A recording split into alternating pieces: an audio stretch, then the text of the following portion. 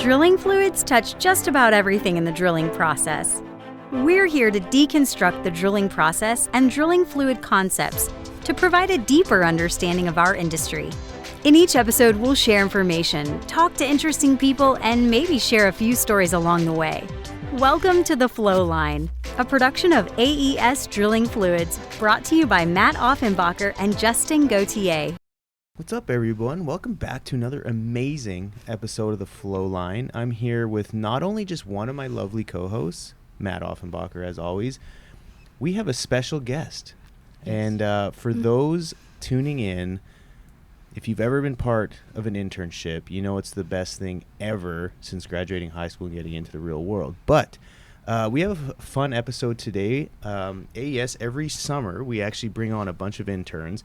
And towards the end of their internship, we like to interview them to help get an idea of who they are, what they've done, where they're at, their goals and aspirations, and what's trending on TikTok. So for our first guest, introduce yourself, your name, what school you're going to, and what are you studying in school, and then we'll go from there. Okay, perfect. My name is Layla Wynn. I go to UT Austin. Matt's pumped. I'm a corporate communications major, and I'm also getting my certification to teach math 7 through 12. Interesting. Okay. Yeah. So, what drove you to decide that path? So Because I didn't hear anything to do with like oil and gas. Whoa, wow, engineering. that's a lot of pressure. Just kidding. But curious, just like what made you, what's sort of your passion behind your schooling? So, UT, obviously, auto admit, I applied like business, and I was like, oh, I'm gonna be an accountant, like, oh my gosh, accountants, like, they're so cool, like, it's stable, like, they don't fire accountants until you're way down in the dumps, you always need an accountant. But that's true. I didn't get in for like business. I was like crushed. I was like, oh shucks, like I don't know what to do like with my life. Like I was like shocked. I was like, if anyone was gonna be a shoo-in, I thought it was me, because I was like, I'm a straight A student. Like I'm literally president of NHS. Like what? What else do I have to do? I wasn't president of NHS though. Maybe that's where it went wrong. Did you falsify your application? No. Because they check sometimes. Oh no, I didn't lie and say I was president of NHS. Yeah, Fair enough. Like I was just like, oh, like I literally have a video. Like I thought it was gonna be like one of those videos where like you get in and you're like jumping up and down. It's just like me like sobbing. Like So you filmed yourself sobbing after you didn't get admitted for this? Yeah, because okay. like yeah. Tell us about your passion again. Let's circle back to. Sorry. Let's circle back to. But I mean, you're studying now. You're enjoying it. So I got in for like a comms major, and I was like, this is like my dream school. Like I'm not gonna like turn this down. Like it was either that or A&M, and obviously it's like A&M. Yeah. You already knew how to read. Open doors. Yeah. They don't teach any of that there.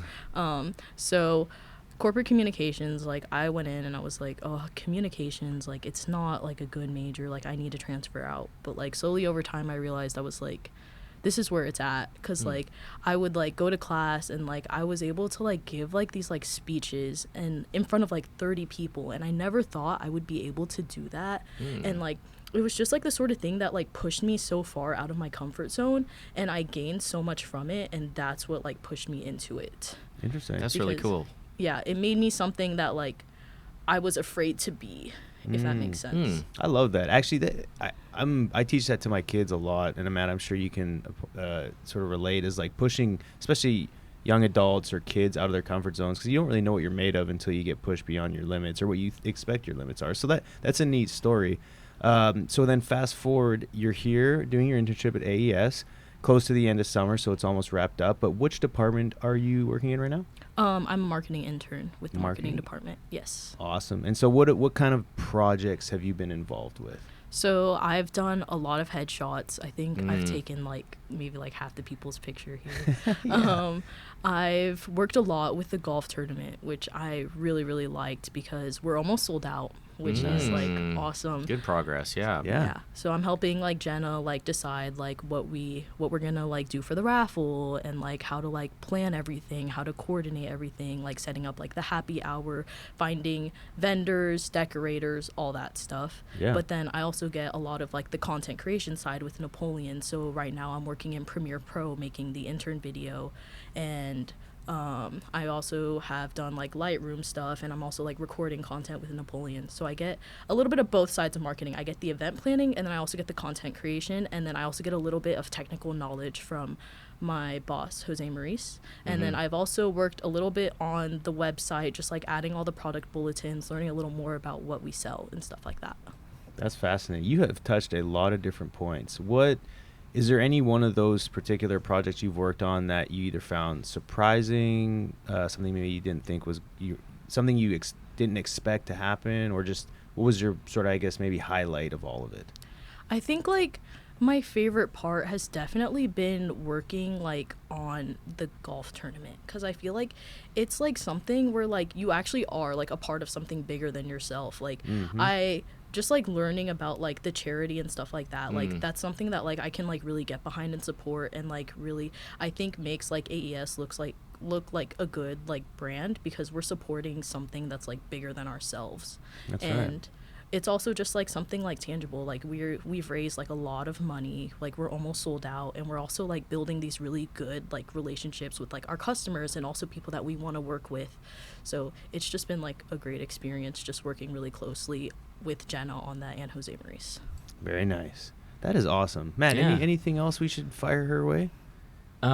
Is there anything that you got to do? I mean, you mentioned using some of these content creation products, and I mean, is there anything that maybe you hadn't done before that you got a chance to do for the first time? Oh, definitely. So like Lightroom, like editing headshots. I've never like edited photos before, besides putting like an Instagram filter over it and like calling it a day, or like making my teeth whiter. But with like the headshots, like you have to get like really like close into it. Like I'm just a perfectionist, so like I'm like editing out everyone's flyaways, like literally clicking, like getting it down to the pixel. And so that's been really fun. And then also like Premiere Pro. So like for the intern video, I decided to do like a podcast style like y'all, because I didn't want to like shove like a camera in someone's face and be like, okay, now answer this, you know. So I've been editing my podcast, yes, not the Flowline. So it's been pretty cool. Premiere Pro, everything Adobe is just like really hard to do, but Napoleon's a great teacher, so Right on. Big shout out to Napoleon and the Way whole to be. marketing team. Yeah. Awesome. Is there anything else you would like to share to the audience before we wrap it up and head on to the next lovely intern?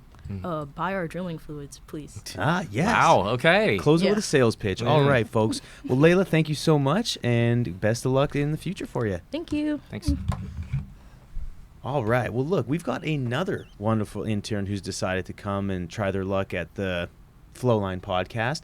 Go ahead and introduce yourself, and then tell us where you're from, what school you're going to, and what you're studying. Perfect. Hi, my name is Daniela DePaz. I'm going to the University of Arizona. I'm studying business management, but that's for undergrad, so I'm going to apply to the accounting program. And I'm from Fulshear, Texas. Fulshear. Shout out to Fulshear. I'm in Katy, so we kind of bump up Super against close. Fulshear. So you grew up in Fulshear? Well, I live on the border of like Fulshear and Richmond and Katy. Gotcha. So I just say I'm from Fulshear, but yeah, I grew up there basically. And what high school did you go I to? went to Fulshear High School. Gotcha. Okay. Awesome. Well, it is an absolute pleasure to have you on the show. And so what department have you been working in?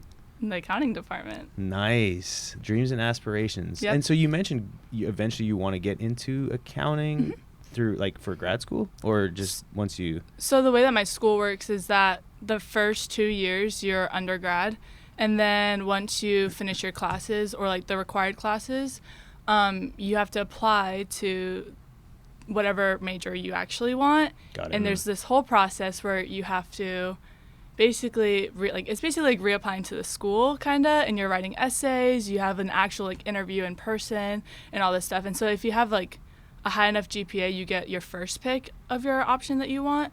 However, if you don't, then you just get whatever Then you no get one wants. the You know what I mean? leftovers? Yeah, It's not exactly. intimidating. No, not at all. Okay. So what side of the fence do you think you're on? You think you're going to get it? Oh yeah. Nice. Look at Right. the Hopefully. confidence. Confidence, It wasn't even, yeah. it was like, heck yeah, of course I am. Are you kidding me? Yeah. Did interning with our accounting department crush any of your dreams of wanting to be an accountant?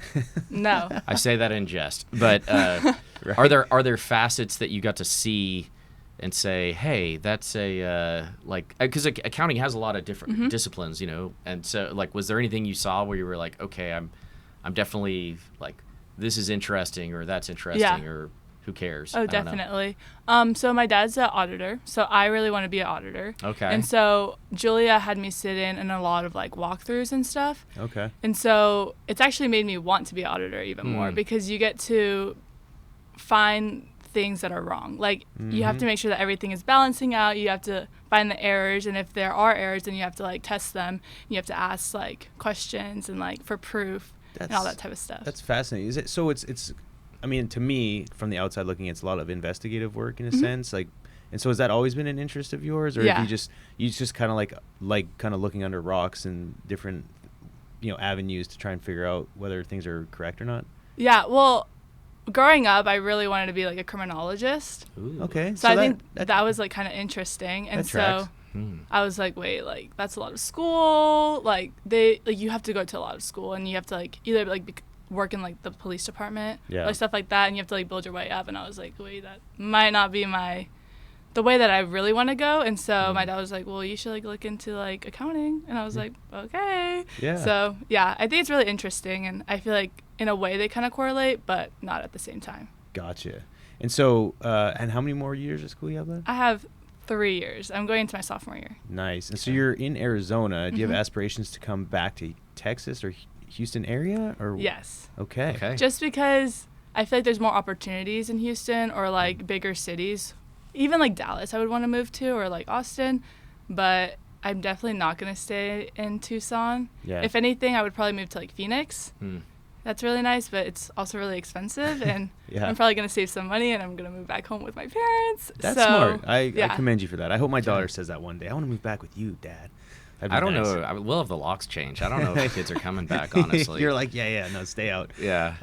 Well, then, to kind of close things up, what was the highlight? Was there anything specific that just, either surprised you or was something that you sort of was maybe eye-opening to you during your experience here, whether it was a specific project or the way we operate as a business or Yeah. anything specific? Well, I feel like coming into this internship program, I had not taken a single accounting class. The only classes I've taken is economics, and that's the only business class that I've taken so far. Fair enough. And so I feel like coming into it, I didn't know like anything really. Like I hadn't taken an accounting class, and so I found it really interesting because I learned a lot. Like I was helping out with like AP, like coding, like invoices, and Nice. that was like my main project. But I also did like the SWP financial summary. I was helping out Julia with that and like updating that. Wow. And so you just see like how there's so many things that like actually go into accounting.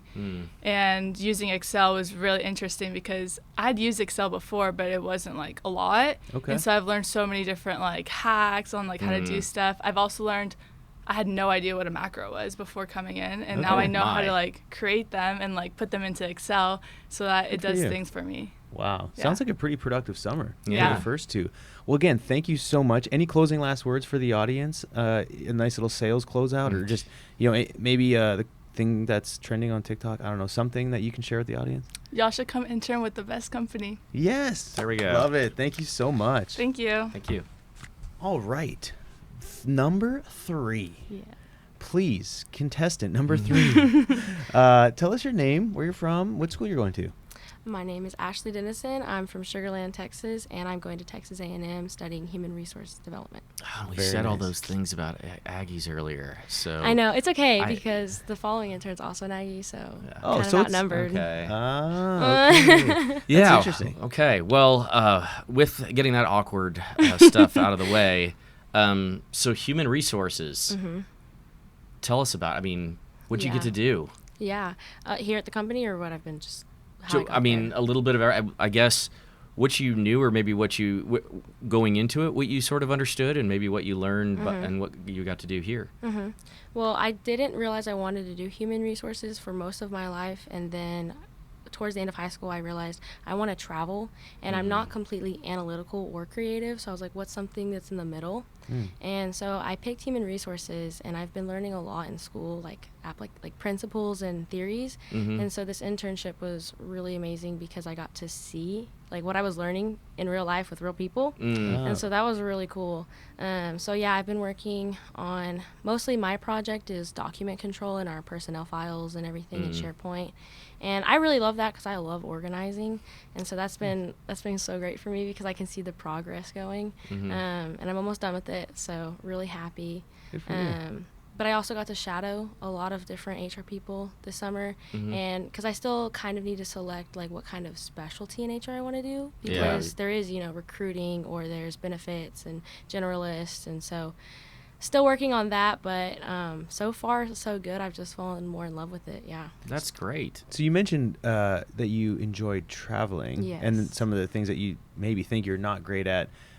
Speak a little bit more on that. Is HR sort of a career path that you think that offers that opportunity?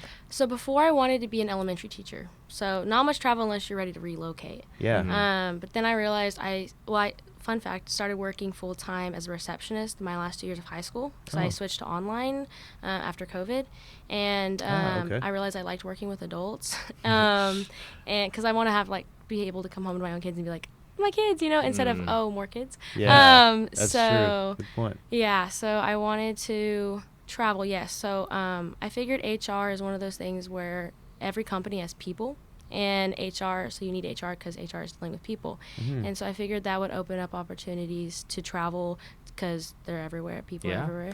And also just there would be some job security in that, because AI can't completely, that's the whole concern, is AI. And I feel like you can't take away the personal touch. And so I figured HR would be an option to consider, and so far I've really loved it. And so I'm open to travel though, because I can hopefully go into any kind of industry anywhere around the world doing that. That's a good point.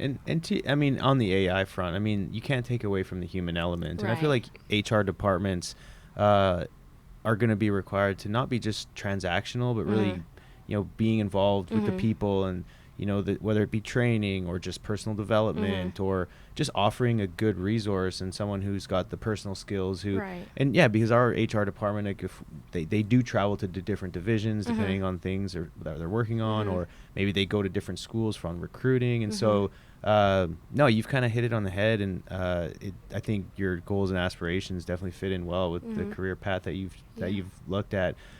Is there anything that you've experienced here while doing your internship at AES that has just further strengthened your desire for HR? Anything specific that you worked on that's like, oh, that really sort of got me pumped up, or has me more interested now? Any sort of thing come to mind? I think just seeing the passion of some of our HR professionals here. Like MC always says, I roomed with MC in our office for most of the summer, and she always says how y'all are the spokesperson for our employees. So the employees are doing what they're doing for the company, but we're serving the employees, and I really like that. And I got to sit on several phone calls with people out in the field, and just how much she's just willing to help. Is there anything I can help you with? How are you doing in your new job? I just really love the passion that she has for serving others, because I love serving others, in my church and whatnot.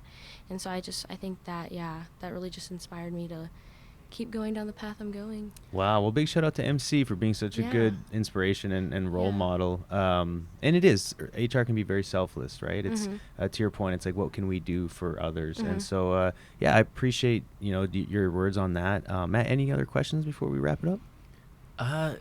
Well, the only thing, so there's a few denizens who have walked these halls. There are. Do you feel like that prepared you for, or was it well, I knew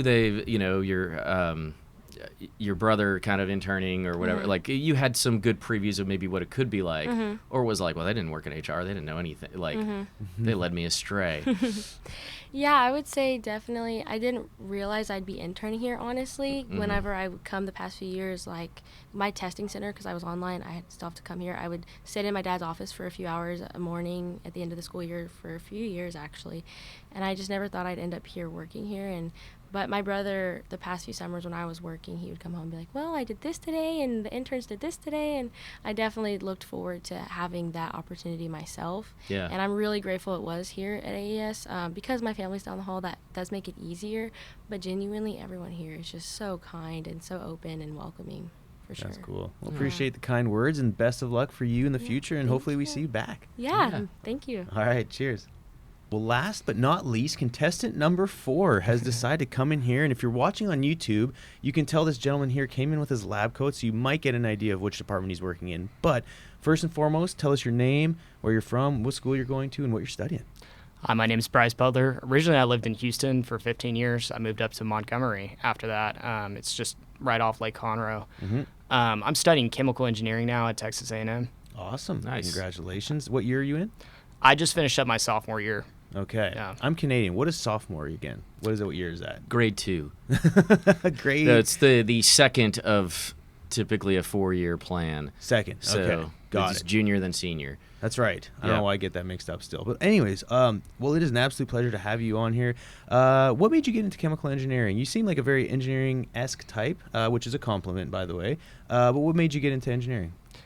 It was just, I would say it's a combination of things. First off, I was always interested in chemistry just from early on in my middle school. We had this awesome chemistry teacher at my middle school. And one day, like, I had convinced him to take some solid sodium and drop it in water during the class. And, you know, if you're familiar with that, it'll, you know, pop. And so after that, I ended up taking, like, an advanced chemistry class my sophomore year. And I loved it. I think I did really well in the class, and I just thought it was super interesting.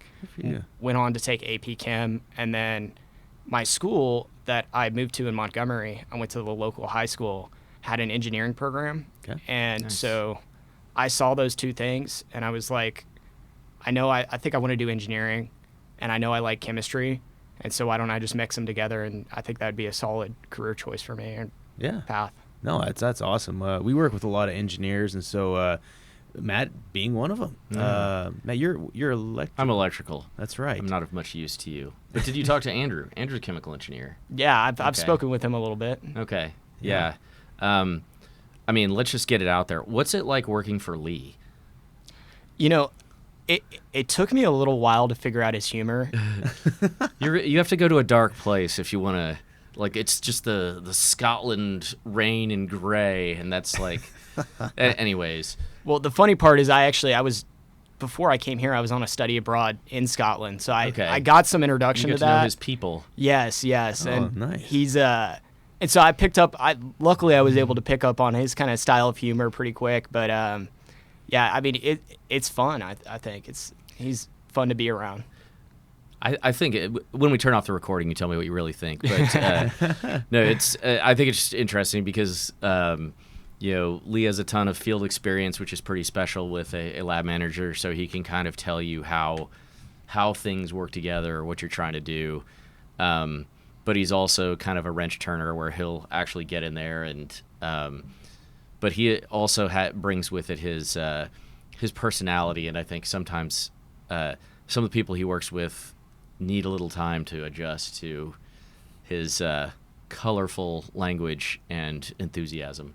But so you got to do, so in the lab, which I'm pretty familiar with, a lot of times we have interns, there's a lot of like, hey, clean this up, go through this, do a bunch of mud checks. I'm sure you've gotten some of that experience. Was there anything distinctive that you got to do? Maybe take part in a project or just get to work a piece of equipment you weren't familiar with? That's pretty common. I came in and I just finished up my organic chemistry class, so I was familiar. I came in, talked to Lee before I came into the lab, and I had a lot of experience with NMR and IR. Those were two things that they teach us pretty heavily in in the organic curriculum. And so I there's an IR machine in the lab, so I knew how to do that. But coming in, I didn't know how to run a mud check. So the first week it was learning how to run a mud check, and then from there it's like every week I come in, and since it's service based off what lab recommendations are sent in, it's I'd say pretty much every week I'm learning how to use a new machine, how to gather good data off that machine. And like this week, for instance, I used the I don't know what it's called specifically, but it's the machine that measures density. The gas pick? Yes. Okay, yes. yeah. And that was super fascinating to me because it's kind of like when I go to learn one of these new things, it's okay, what's going on inside the machine? And that was really neat because it's filling the empty space with nitrogen, taking that volume, taking the mass that you input, and then figuring out the density based off the volume of the container. And it was awesome.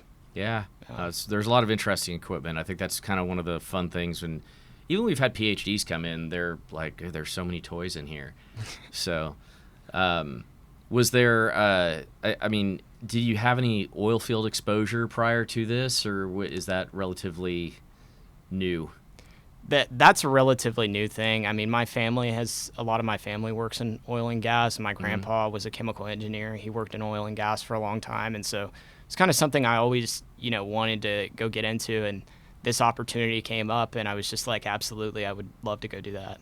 That's cool. Do you have, once you're done school, are there any particular industries or any sort of career paths that, besides AES, of course, being number one, but if not drilling fluids, has there been ever any sort of dreams or sort of goals to which industry you'd like to get into? I think maybe downstream and refining or kind of midstream and separation. I think those would be good places for me to go. I think ultimately I kind of want to swim upstream from what I've heard from the other chemical engineers I've spoken to, especially my grandpa. So I think hopefully maybe get some experience downstream and then start moving into a role, or I like to kind of take opportunities as they come. And one of the big things about like having an internship that's so special to me is the fact that I'm able to come in here and I'm able to learn about the industry. I'm able to dig my feet in, learn what they're doing on a day-to-day basis, and get exposure to, is this something that I want to work in? Is this something that interests me? Great way to find out before you commit, right? Yeah, before you commit for a long time, Yeah, well, awesome. Well, we appreciate all the hard work this summer. Any closing last words for friends, fellow listeners, anyone out there that's listening? No, I don't think so. Awesome. Fair enough. Thanks for joining us. All right. Thank you very much, Cheers. guys. And for that being said, all the listeners out there, we really appreciate you listening. If you have any ideas for a show, please reach out to Matt and I on LinkedIn, or you can reach us at the Flowline podcast at aesfoods.com. If you see any of these interns out on the streets, give them a high five and say congratulations. You probably won't, but if you do, treat them well and invite them back to the wonderful industry we work in. For that, everyone else, take care for now. Cheers. Take care. Thanks for listening. Please tune in next week for another exciting episode of The Flowline. And remember, may your returns always be full and your trips always smooth. Views expressed in this program belong to participants and not their employees. The program is for informational purposes only and cannot take the place of seeking professional advice. Copyright AES Drilling Fluids.